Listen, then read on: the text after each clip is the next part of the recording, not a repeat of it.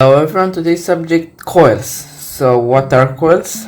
Coils are just wires put together so they have an inductance. What can you use them for? Well, these are about 10 millihenry used for radios. So I have a spark gap transmitter, for example, I can use them for that. They are the primary of a Tesla coil, but today we're not winding that. Today we're winding general purpose coils, so let's say 10 millihenry. These both are 10 millihenry.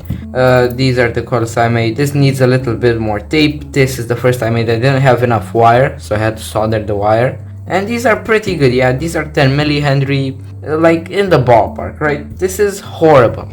This is not what we want. This is absolutely horrible. Toss that.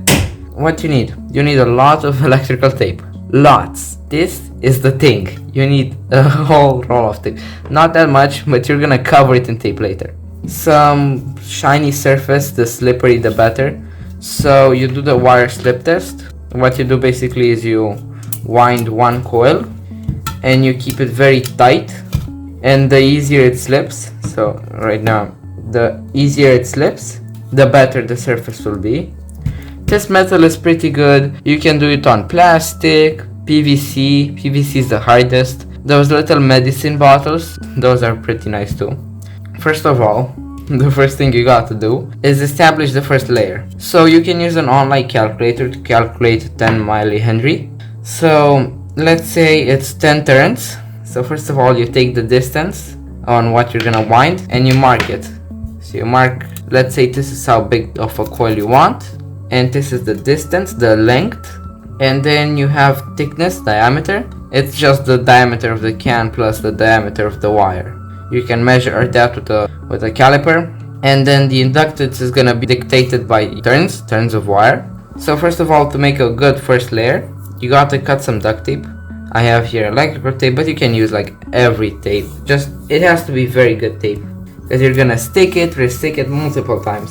I have here some tape that I'm gonna cut. First of all, I have this right here that I'm gonna cut into segments, and I'll stick this on here. This is how much wire I wanna give myself, and I'll stick it, I'll put the wire right here, and then the rest on the can, but not over where the rest of the wire will be, because the rest of the wire will come here. And now you put pressure on that and you wind it around, and you put pressure on both of them while keeping it fully straight. If this comes off, you just put it back on.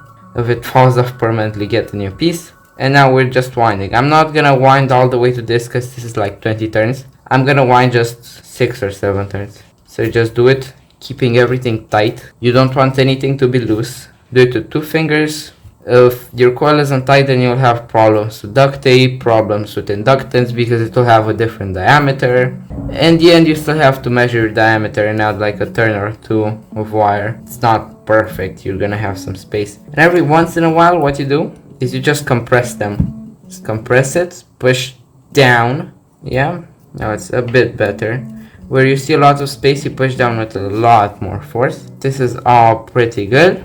You count from this one, 1, 2, 3, count with your fingernail, 4, 5, 6, 7, 8. So this is the 9th, and then the next one is the 10th. Okay, so this is a whole tenor. Now you cut this right here, and you lay it on the cut side. And you grab another length of wire, and you grab another piece of tape, and you just lay it. This one doesn't have to be put on the can. So first of all, keeping everything tight, this one is put on all the layers. Be careful to not tape the can at all. So if you tape the can, it's over, you won't be able to get it off. Now this is junk, you throw this away. And you get some new tape right here, unstick it from your table so you can do this with one hand. And you do this, you do the same thing with this tape right here. Don't stick it onto the can. If you stick it onto the can, it's useless, the whole coil is useless. If it's loose, then your inductance will be weird. And now you get more tape, even more tape, and you wrap it around the whole thing, wrapped around everything. Put my tape here. The trick to cutting tape is using the bottom of your scissors, like this. So make sure nothing is on the edge. If it's on the edge, it's instantly useless. And now, if nothing is on the edge, this can just easily slide off. What I like to do is I put my index finger and my ring finger right here, and I put it against my chest, and I push off with my thumbs while keeping it all in order. You can change this, do this, put your thumbs here and push, and now you have this. This is a perfect, beautiful coil. Looks like the wires cut right here. Yeah, so I'm not gonna be using this. And if you're gonna be using it, a little tip, just put some nail polish on it. Clear nail polish is amazing electrical isolator. And now you could just cut it. I would have cut it before, but I don't actually know the inductance of this coil, so I'm not gonna use this. This was about it for today. See you next time.